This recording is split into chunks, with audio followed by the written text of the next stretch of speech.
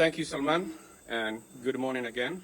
My name is Faisal Deri, and we're here gathered today with the community leaders, business leaders, and youth leaders from the Somali community and from the Muslim community in Minnesota. And we're gathered here today to fully support and endorse President Trump and JD Vance. Some of the key issues of the community are the global wars, and we're for peace.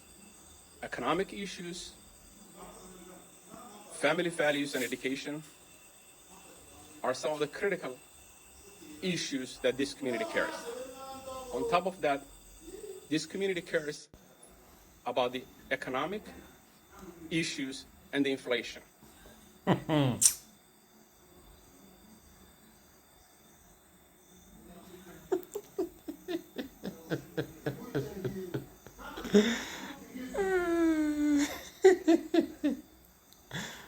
President Donald Trump is not your mate.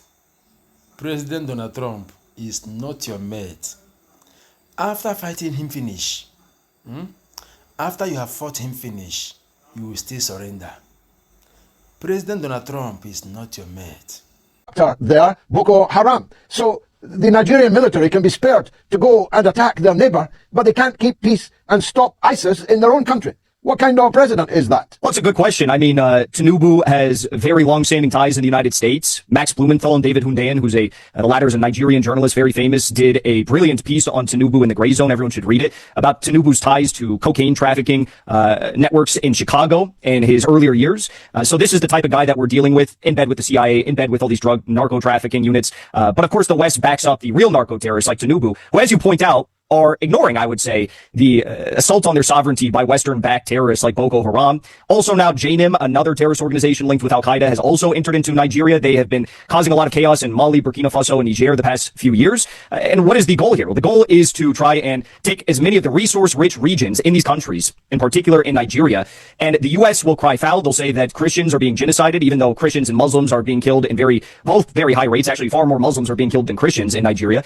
And then Eric Prince or some other private military contractor will get to send in their mercenaries to Nigeria, and they will take up all of the resource-rich land, the mineral-rich land, the gold-rich land in Nigeria, and illegally steal all of the resources. As for the question of why can't he do anything about this threat in his own country, in Nigeria, but he launches all these airstrikes or these planes in Benin the moment there's a coup? There's a simple answer for that.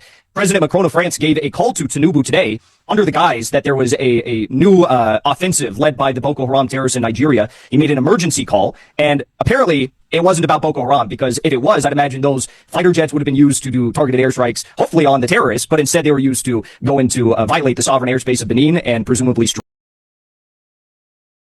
President Bola Ahmed Tinubu have something to explain to Nigerians.